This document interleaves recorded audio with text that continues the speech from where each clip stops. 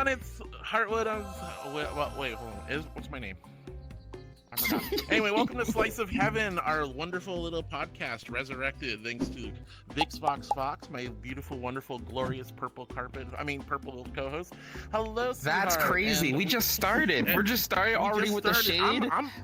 Oh my god. Well, it's kind of bright out here, so I think I need to throw some shade on us. But we have our wonderful guest, Hazel. Hi, Hazel. It's nice to have you here. Welcome. Hi. Good to be here. I'm excited. Yeah, we're excited to have you.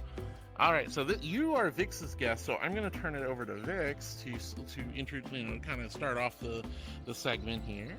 So I brought Hazel on because she absolutely begged me. She couldn't stop asking me. I'm just kidding.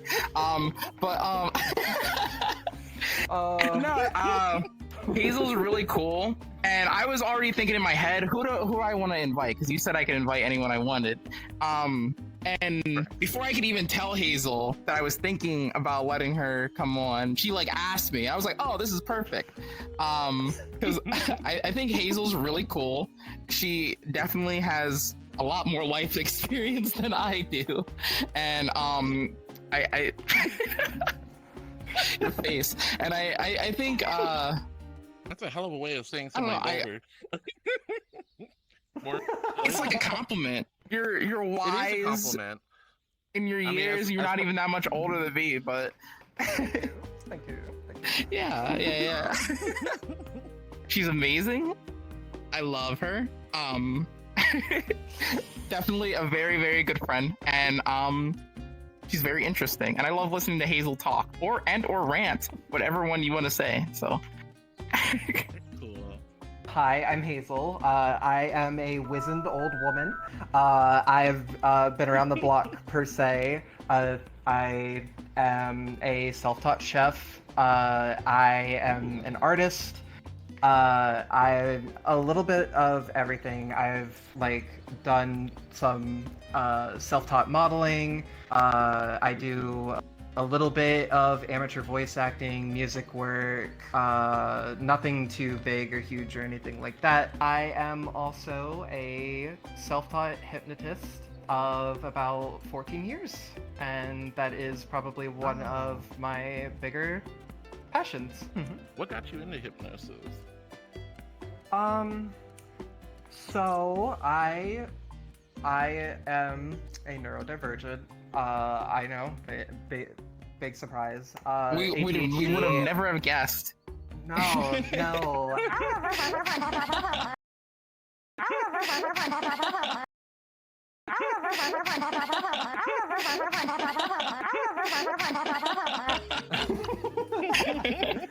Definitely dealt with my fair share of overthinking and everything, and originally I came at it from a mindfulness and meditative perspective. I wanted to kind of get my thoughts under control per se.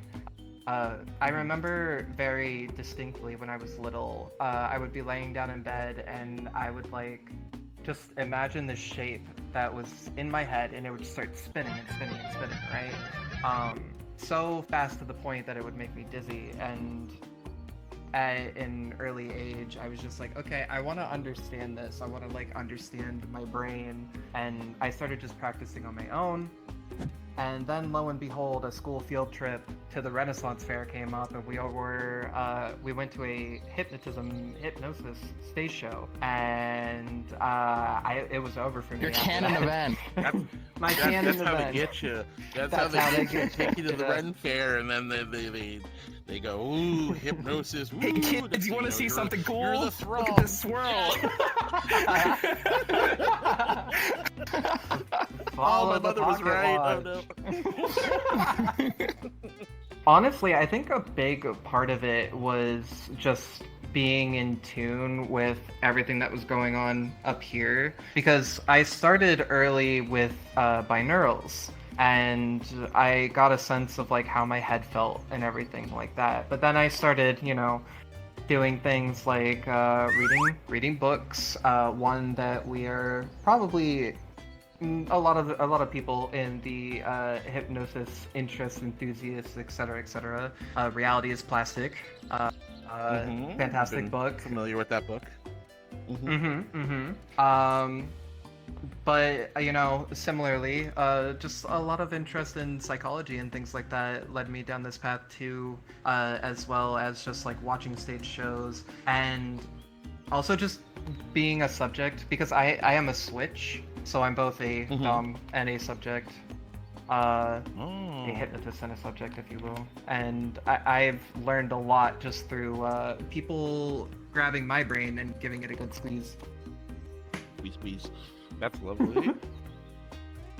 Can I say that I'm like, this must be what being like a proud parent is like, because I brought Hazel here. Like, she brought me the permission slip. I signed it, and now I'm watching her like go out into the world and venture. She's killing this. She's killing this. I have so many questions, and I'm loving this. I'm a proud baby. I'm a proud mama bird right now. As another mama bird, I'm proud of you, dear, because like this is an excellent guest, and you've been killing it already.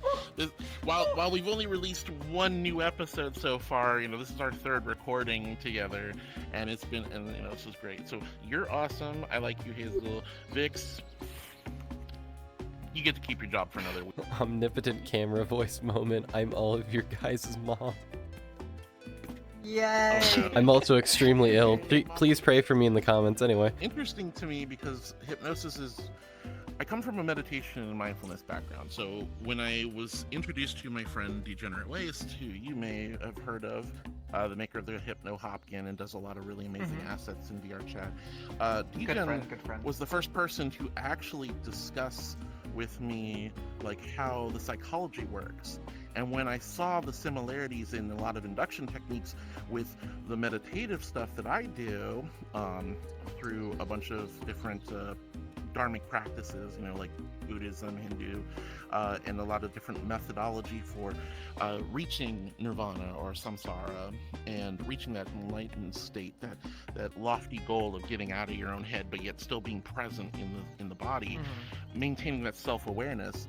These things really fascinated me. So I was a skeptic. I was a big skeptic. I didn't believe you could hypnotize me or anything. That whole like, so macho, I'm so cool, I can't be hypnotized. This is all a bunch of phony baloney.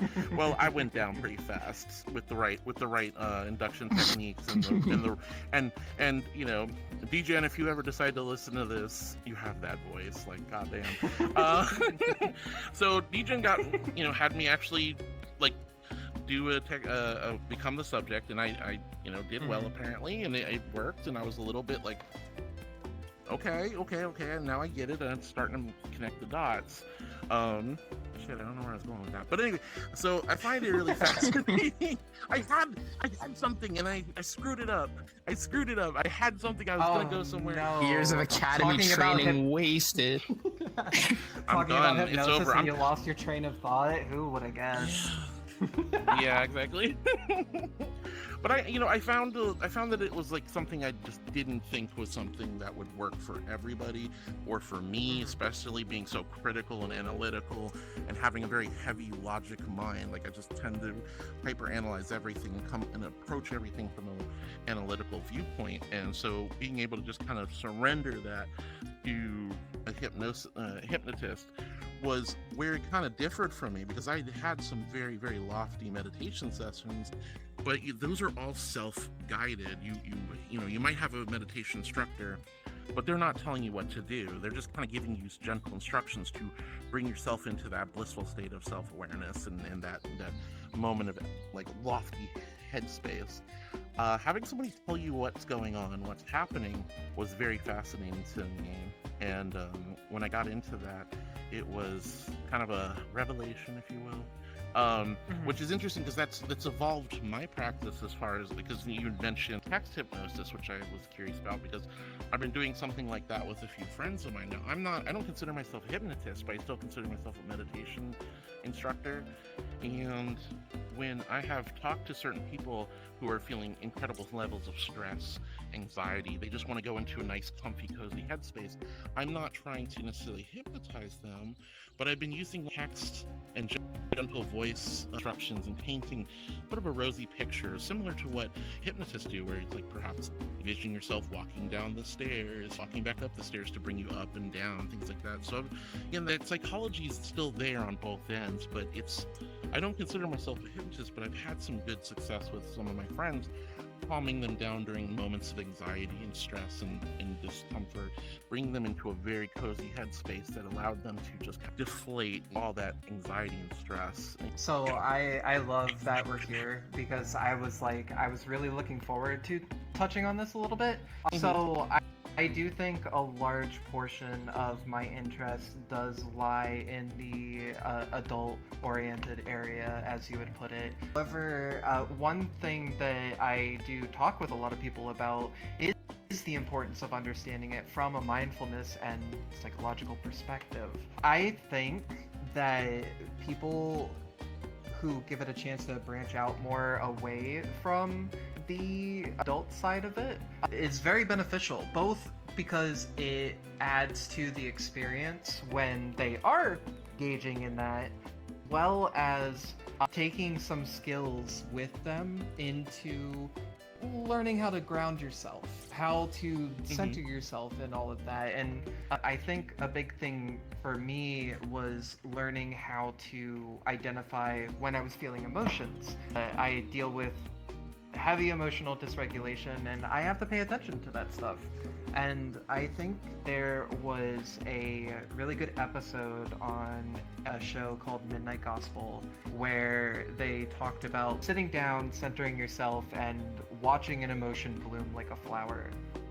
And I really resonated with that, and it's something that really sings to me, that both sides of it are equally important to me, even though I engage more in the adult side of it, because I typically try to personally stay away from wellness more in the regards of, if somebody's having a panic attack or something, I'm gonna do what I can to de-escalate. But for me personally speaking, I try to not dip my fingers into helping people from a hypnotherapy angle, just because I feel like I have the skill, but I don't feel like it would be responsible for me to address those things. Alright, Vix, you need to talk, sweetie. This is your show too. I know.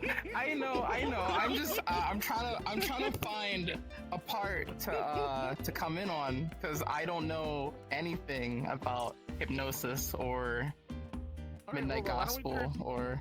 Well, forget about Midnight Gospel. That was just me geeking out, because there's not a lot of people who've seen it or understand it.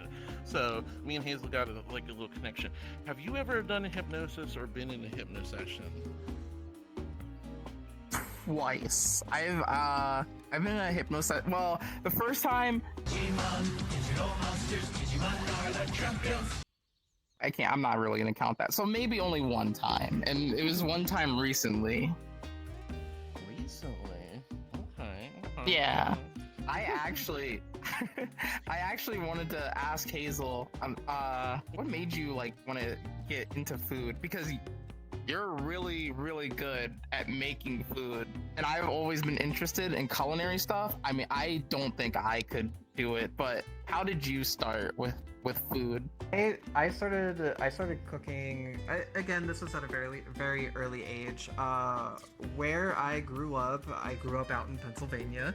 I'm a little bit of a farm girl, if you will. Not really a farm, but just where the house that I lived in was it used to be a farmhouse. And a little bit of a farm girl, but you love doing chores and you love cleaning and you love being a maid. Oh, please come to my house. Please come to my house right now. Right now. I will get that place spick and span, let me tell you. So I got into cooking, I think it was third grade, and we were doing volcano projects for our science class, right? And those are fun. My dad was like, do you want to try doing something different? And I'm like, okay, yay. And we made a volcano bundt cake. And what we did was we put saran wrap around it. We did the whole baking soda and vinegar thing in it, and then after that, we pull the saran wrap off, and everybody has a slice of cake. And that's kind of what got me started into it. Was not I think you so much... in my school you would have been like the most popular like girl if you did that. That would have been so sick. Volcano and cake. I mean, where can you go wrong with that? That's awesome. Right. Yeah, I'm waiting for my ratatouille moment from Hazel. If I if I don't like it, I don't swallow. You mean your macaroni salad moment, right? The macaroni salad. That's gonna be. I'm literally gonna start kissing you. Yeah, Hazel is definitely one of the best people I've met this year. And I hope this dog stays around. Oh, you can't get rid of me. I'm in now. Oh, I'm okay. in your walls. Like, I'm not going anywhere. You guys are gonna be like recording, and you're just gonna hear me skittering about in the background. Well, if you're in my She's walls, assimilated to the walls. Okay. Yay! Yay! But yeah, she's a wonderful person. She's absolutely amazing human being, and I genuinely can say Hazel's. I consider her a close friend, and I love her. So. That's lovely. Well, Hazel, it is. Do you have any last words for us before we start wrapping up? Anything else you want to just say? I want to thank. Or anything? I want to thank everybody for the opportunity to be here. You know, I am not, and this is not self-deprecating, I'm not in any means like a big artist or like anything like that, so just getting the chance to come hang out and talk and just have a little bit of fun and be a part of a project, I definitely don't relish the relish hot dog. You relish the opportunity? Yes. Hot dog relish, yum yum. Yes, Yes. that one. It's relish good for some feet. I don't like relish, but I relish the opportunity is the idiom. And I think just the last thing to say is talk things out with people. Don't be afraid to be honest, and bark. Thank you guys so much for watching this episode of Slice of Heaven. I'm Vix. I have to go into my hole now and process all of this information and make it funny. Heartwood, our lovely I'm co-host, but Heartwood's lovely host, owner of everything here. Hazel, our wonderful dog guest. Bark for the crowd, Hazel. Oh, wolf. Almost. We almost got it that time. But make sure to like and subscribe, comment, share this video with your friends, because we would really appreciate it. And, We would. have a good one, whatever time of day it is for you. We'll Bye, you guys. Bye. Bye. Bye. Bye. Bye. Bye. Bye. Bye. Bye.